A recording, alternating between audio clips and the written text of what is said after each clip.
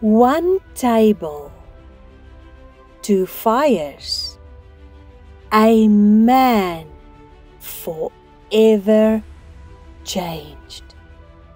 Friend, come, pull up a chair and sit with me at Peter's table. You're listening to Crowned with Boldness. I'm your host, Marina Meiberg. This is your time to be crowned with boldness. Welcome, dear friend, to Crowned with Boldness. Thanks for joining me again for week 3 of our Table series, a journey where we've been sitting down at tables from the Bible, learning what they reveal about our own walk with God. Today we pull up a chair at Peter's table.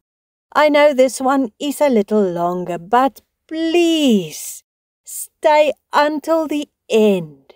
Peter's table is really an amazing encouragement. Peter was bold, outspoken, ready to prove himself. In Matthew 26, verse 33, he declared, "Though they all fall away because of you and doubt and disown you, I will never fall away." That, my friend, was self-talking, seated right at the head of Peter's table. And when self sits at the head, it invites other guests. Pride leaned in when Peter boasted in Luke 22:33, "Lord, I am ready to go with you, both to prison and to death." Zeal without wisdom grabbed a seat next to pride when Peter swung his sword in John 18:10 and cut off the ear of the high priest's servant. However, as the night grew colder, in Luke 22 verse 55, fear slipped in beside the fire in the courtyard. When a servant girl and 2 men recognized Peter as Jesus' disciple, denied echoed 3 times at Peter's table. "I do not know him. I am not. And I do not know what you're talking about." Then the rooster crow. Jesus' eyes met Peter's, and shame came, sitting close to the head of Peter's table. Luke 22 verse 62 tells us, "And he went out and wept bitterly, deeply grieved and distressed." Friend, maybe you're familiar with Peter's table. Maybe you've tasted the same bitter tears when self and its guests seemed to take over the table of your life. But Peter's table wasn't left in ruins.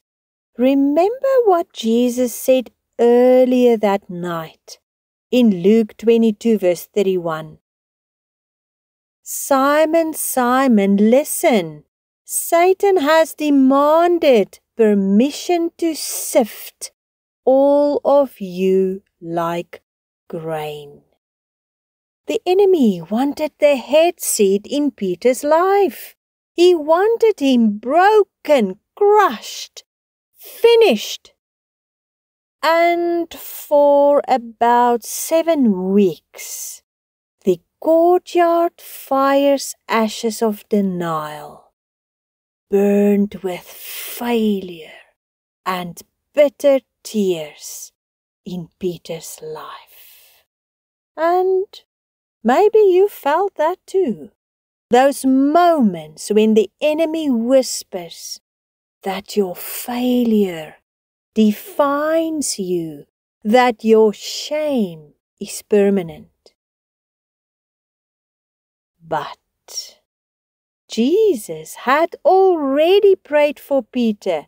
Verse 32 continues, "But I have prayed especially for you, Peter, that your faith and confidence in me may not fail, and you, once you have turned back again to me, strengthen and support your brothers in the faith."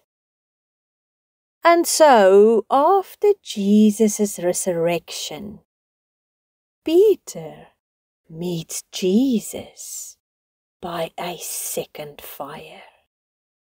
John 21 shows us an inviting breakfast fire on the beach. Do you remember the fire of denial in Luke 22? The very detail ties back to Peter's denial. Flames that once witnessed his weakness now flickered with grace. This time, the head of the table was Jesus himself. And when Jesus sits at the head, the guests also change. Grace sits down first, as Jesus invites in John 21:12, "Come and have breakfast." Forgiveness takes shame's chair, as Jesus restores Peter with his threefold question around the breakfast fire. Do you love me? Restoration replaces denial, and calling rises to its feet as Jesus commissions, "Feed my lambs, shepherd my sheep, and feed my sheep." The table that once held pride, fear, and shame now overflowed with grace, forgiveness, and calling. One table, two fires, a forever changed man. Not long after, in Acts 2, Peter stood up in Jerusalem, listen to this, filled with the Holy Spirit. The same man who denied Jesus just under 2 months ago now preached Christ boldly. And listen to this. 3,000 souls were saved in a single day. Think about this. When Peter put self at the head of the table, he fell. When Jesus took the head, Peter was restored.